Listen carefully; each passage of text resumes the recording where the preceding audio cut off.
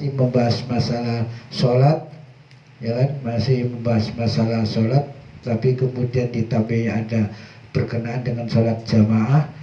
Dan pada malam ini kita akan meningkat. Kalau kemarin kita bicara tentang niat takbiratul ihram, ya, kemudian kita berdiri bagi yang mampu. Nah, ini yang keempat adalah sebentar, saya nggak kelihatan, ini kitabnya susah. Kitabnya kecil-kecil, lampunya remang-remang. Ya, kita langsung aja meningkat rukun iman yang keempat. Bismillahirrahmanirrahim. Wa rabi'uha utawi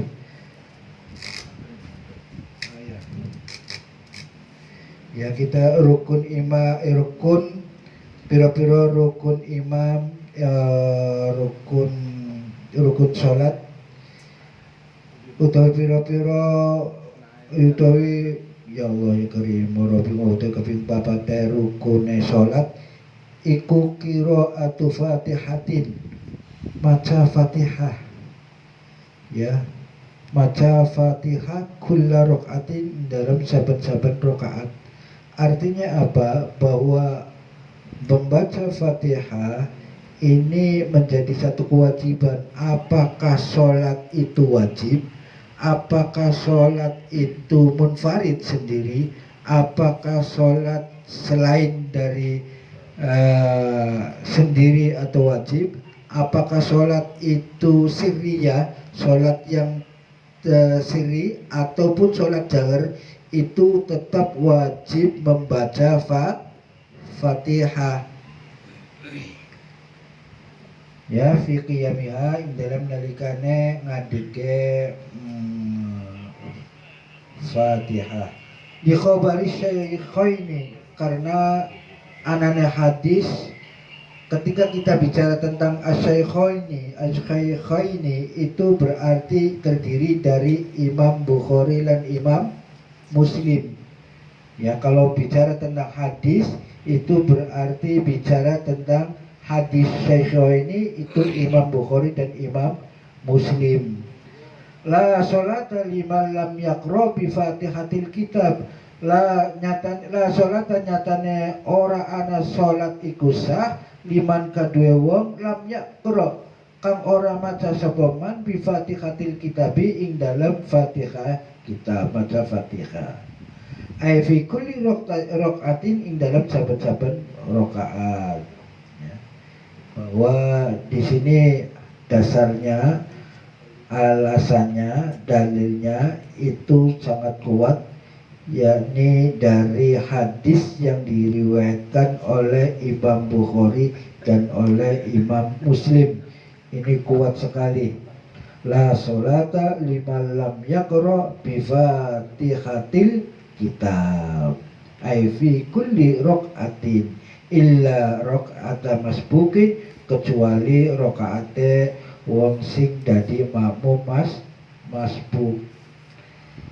Nah, jadi para bapak, perlu saya jelaskan bahwa yang namanya Fatihah itu bagian dari rukun qauli. Jadi kita ingat bahwa ada rukun qauli, ada rukun fi'li. Kalau rukun qauli itu diantaranya baca Fatihah, kemudian diantaranya kita baca tahiyat, ya, tahiyatul, itu rukun qauli. Lah kalau rukun fi'li itu gerakan-gerakan kayak ruku, sujud, ya, berdiri, itu semua menjadi rukun fi'li.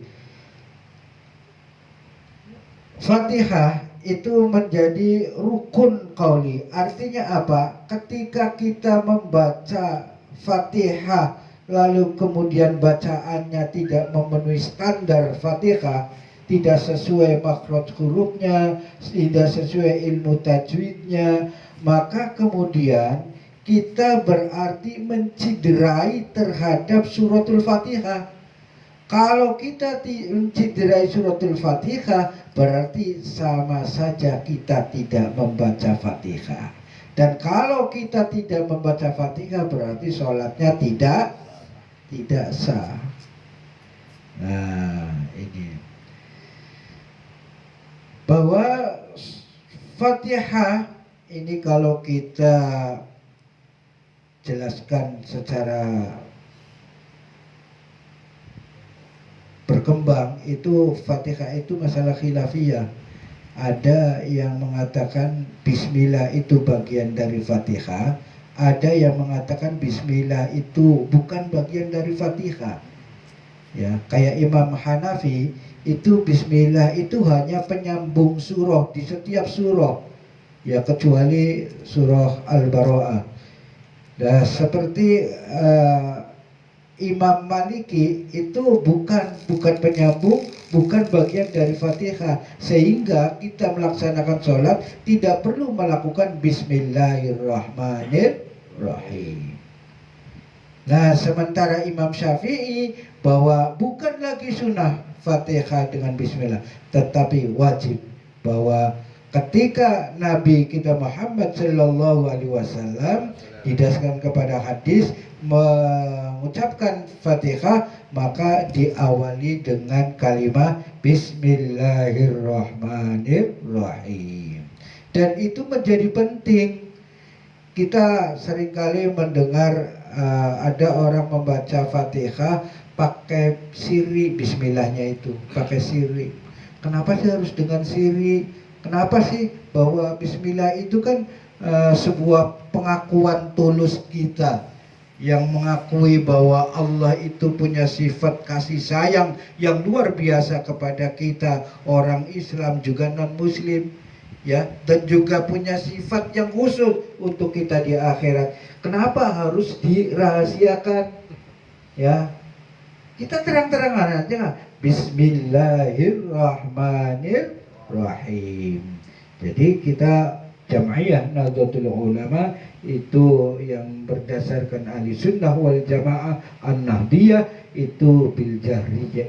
Jadi kita harus dengan terang-terangan ketika membaca Fatihah di dalam sholat, ya harus diawali dengan Bismillahirrahmanirrahim. Nah, kemudian ma'a bismillah ay ma'a qiraatil basmalah, serta baca bismillah, fa innaha maka satemene qiraah basmalah iku ayatun ayat mingga saking Fatihah. Li'annahu karena satemene Nabi kita Muhammad sallallahu alaihi wasallam qara'aha, mana tadi ya?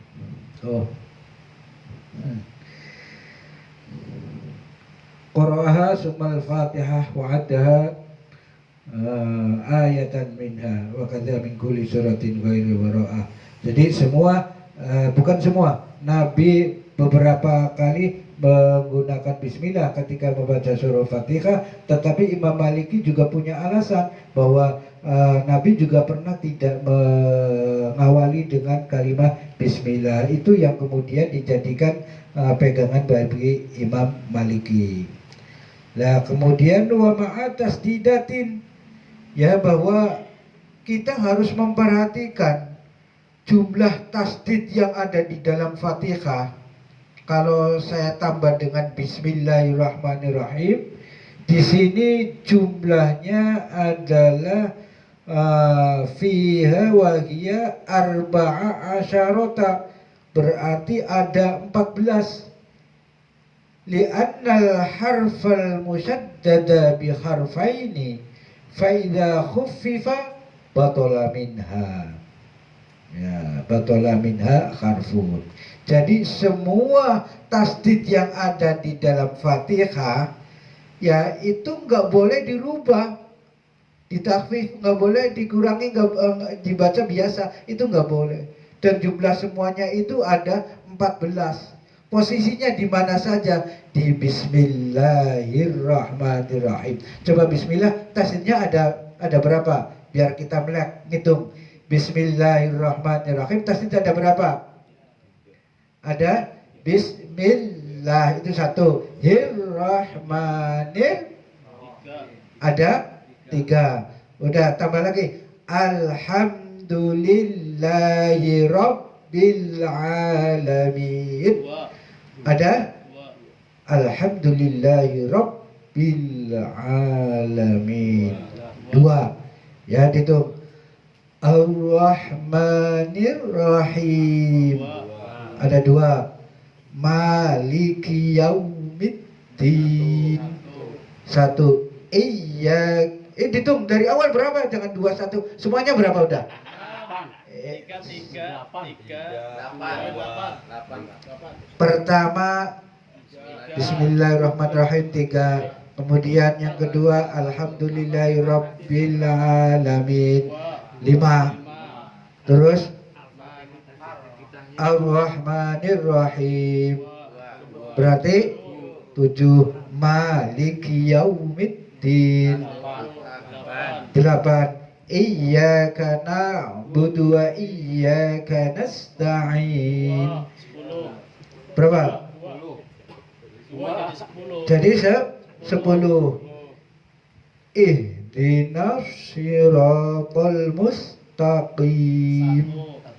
Berarti siratal ladzina an'amta 'alaihim ghairil maghdubi 'alaihim waladdallin. Berapa? 4. Pas 14. Kalau ada yang sanksi hitung sendiri udah. Nah, ini bicara tentang tasdid. Bicara tentang tasdid. Jumlah huruf. Ya, ini dijelaskan lagi, kita harus tahu bahkan jumlah huruf yang ada di dalam Al-Fatihah itu berjumlah berapa itu?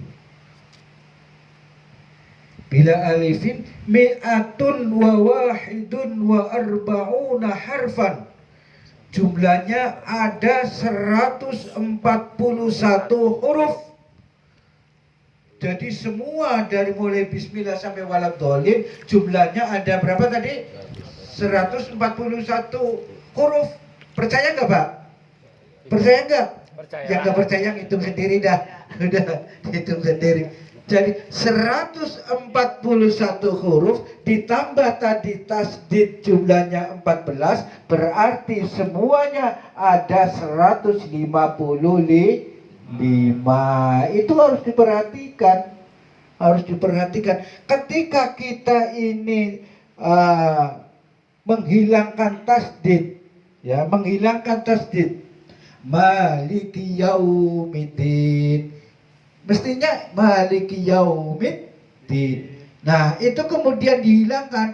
Artinya yang mestinya 14 itu menjadi 13. Dan itu mencederai terhadap Al-Fatihah.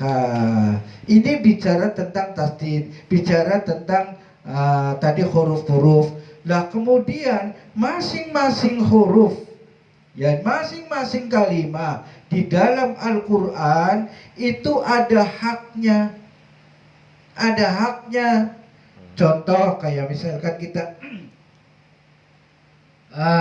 tadi iyyaka na'budu wa iyyaka nasta'in. Ketika kita ini menghilangkan tasdid di dalam iyyaka na'budu wa iyyaka nasta'in, ini berarti kita memanipulasi tasdid. Berarti kita mencederai Quran. Dan bukan sekedar mencederai Al-Quran, tetapi merubah Al-Quran secara makna. Karena apa? Karena itu menyangkut tentang penyembahan kita kepada matahari. Kalau tasdidnya dihilangkan itu ngeri kan. Makanya kita jangan malu, para bapak, ya, jangan malu. Kalau merasa Fatihahnya itu belum mantap, ya kita terus belajar, kita terus memperbaiki, kita terus menyempurnakan. Karena apa? Karena di antara kita itu pasti jadi imam. Ya, pasti jadi imam. Ya, kalau kita tidak di imam masjid, ya imam langgar. Ya, kalau kita tidak di imam langgar, ya berarti kita jadi imam di rumahnya. Nah, kayak kita harus benar jadi imamnya, jangan istrinya yang malah fasik, suaminya. Nah, ini kalau mau jadi imam harus belajar dulu sama istrinya. Iya. Nah, karena apa? Karena itu menjadi rukun di dalam sholatnya. Maka sampai-sampai di dalam penjelasan selanjutnya bahwa istilah orang membaca Fatihah yang fasih itu istilahnya qori. Apa? Qori. Qori itu orang yang membaca, artinya kan begitu. Tapi di dalam hal ini yang dimaksud dengan membaca adalah suratul Fatihah, membaca surah Al-Fatihah. Dan ada istilah lagi ummi. Ummi itu orang yang tidak mampu atau tidak fasih di dalam membaca Fatihah. Nah, ketika kita ngimami ada orang ummi, ada orang qori, ya. Ternyata yang jadi imamnya itu orang ummi yang tidak fasih membaca Fatihah. Lah yang merasa dirinya qori nggak usah ikut makmum. Nggak usah, harus rokok, harus memisahkan diri. Karena apa? Karena tadi bahwa suratul Fatihah itu hukumnya wajib karena bagian dari rukun sholat. Sampai begitu, Pak. Sampai saking seriusnya persoalan Fatihah, kalau ada orang qori kemudian imamnya ummi harus mufarokoh, memisahkan diri. Ya, tetapi kalau kita misalkan sholat zuhur, sholat asar di masjid di mana yang kita tidak tahu, kita wajib husnudzon. Tidak perlu kita meneliti-teliti orang ini bisa Fatihah apa enggak. Udah, kalau kira-kira orang nggak bisa Fatihah, biar saya aja yang bisa maju. Nah, nggak harus begitu. Kita di mana yang tidak tahu, kita husnudzon, kita silahkan saja orang lain menjadi imamnya. Begitu. Ya, kita kemudian ternyata salat maghrib, salat isya atau salat subuh kita sudah husnudzon, ternyata imamnya itu tidak sesuai harapan. Ya, imamnya itu baca Fatihahnya kacau. Nah, kita berhak untuk memisahkan diri. Nah, ini ya. Paham gak, Pak? Alhamdulillah. Saya kira udah jam berapa ini? Udah jam berapa? Masih sore, Pak. Iya, masih sore. Kan besok mau demo. Masak, Pak. 10.51. Oke, kita sebentar lagi jam 11. Ya, kita cukupi untuk pengantar sampai di sini dan kita biasa membuka ruang dialog atau tanya jawab dan